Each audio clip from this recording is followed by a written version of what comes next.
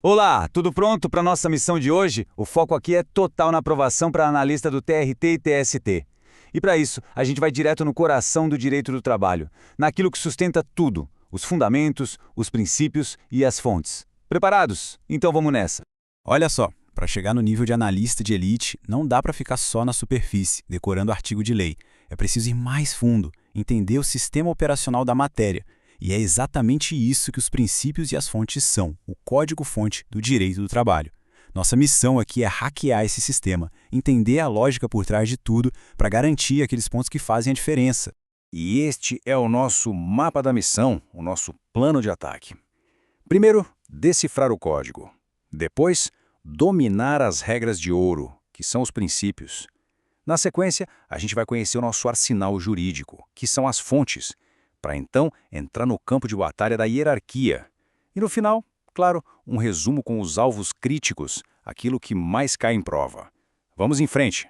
Muito bem, começando a fase 1, princípios. Pensa neles como as leis da física do direito do trabalho, sabe? São as regras de ouro, a base de tudo que vem depois.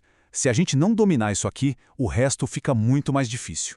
O primeiro, e talvez o mais importante de todos, é o princípio da proteção.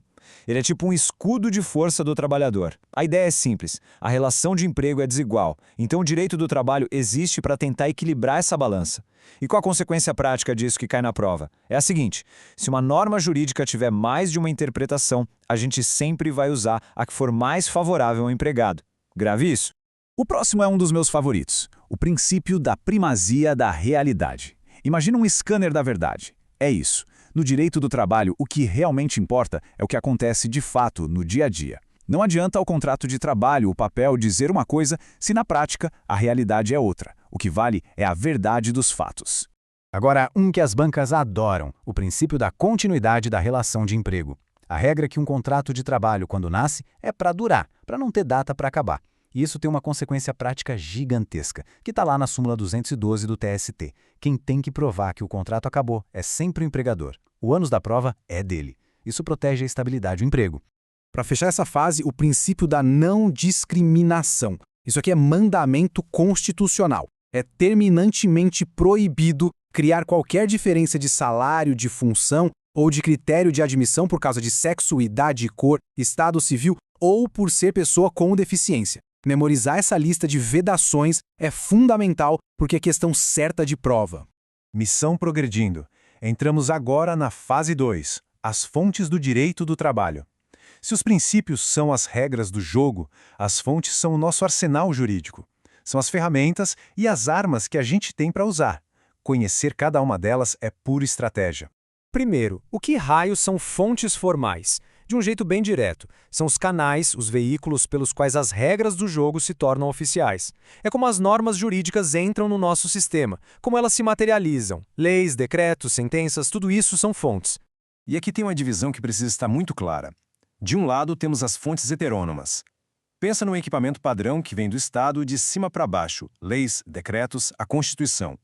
Do outro lado, as fontes autônomas, que são como armas personalizadas, forjadas pelas próprias partes interessadas, tipo sindicatos e empresas, através de negociação. São os acordos e as convenções coletivas.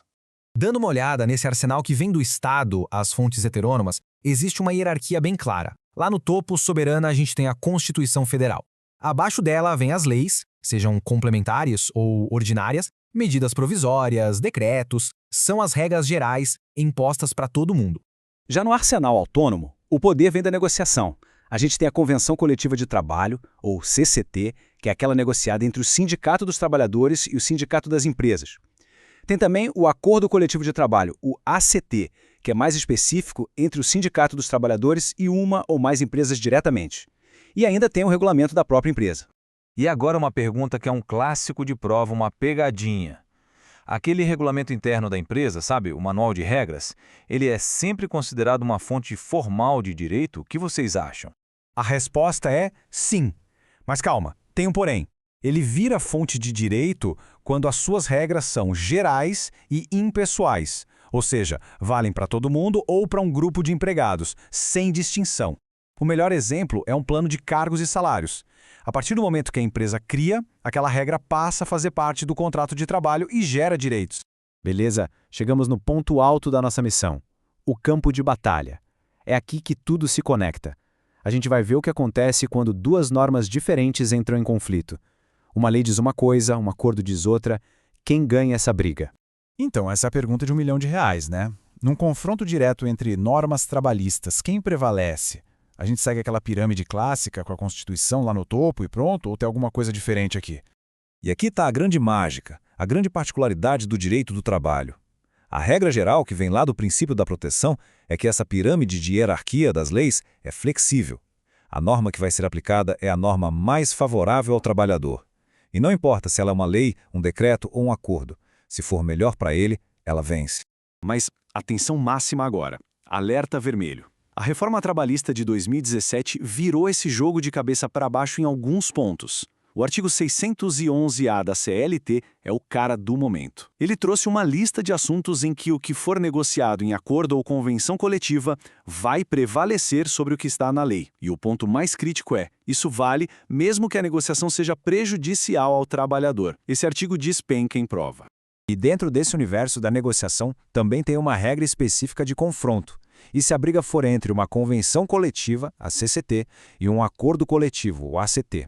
Quem leva melhor? A reforma trabalhista também mexeu aqui, no artigo 620 da CLT. A regra agora é clara. O acordo coletivo sempre prevalece sobre a convenção. O mais específico ganha do mais geral. Missão quase cumprida, pessoal. Chegamos na fase do debriefing.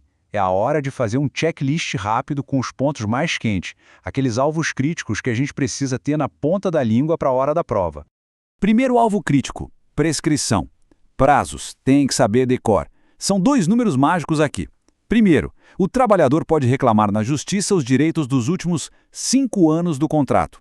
E o segundo, que é fatal. Depois que o contrato acaba, existe um prazo limite de 2 anos para entrar com a ação. Se perder esse prazo, já era. Segundo alvo, vedações absolutas. Máxima atenção. É proibido, sem exceção, trabalho noturno, perigoso ou insalubre para quem tem menos de 18 anos. Ponto final. E mais, é proibido qualquer trabalho para quem tem menos de 16. A única exceção é na condição de aprendiz, que aí pode começar com 14 anos. As bancas amam cobrar essas idades. E para fechar, nosso checklist final, vamos recapitular. 1. A realidade dos fatos manda, o papel obedece. 2. A regra geral é aplicar a norma mais favorável ao empregado. Mas, ponto 3, o alerta. O negociado pode sim superar a lei. Fiquem de olho no 611-A. E 4. Na briga entre CCT e ACT, o acordo coletivo, que é mais específico, sempre vence.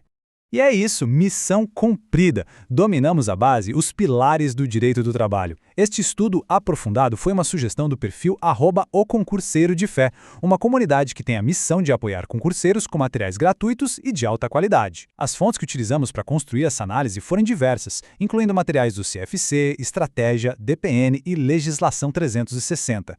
Mantenham o foco e até a próxima missão.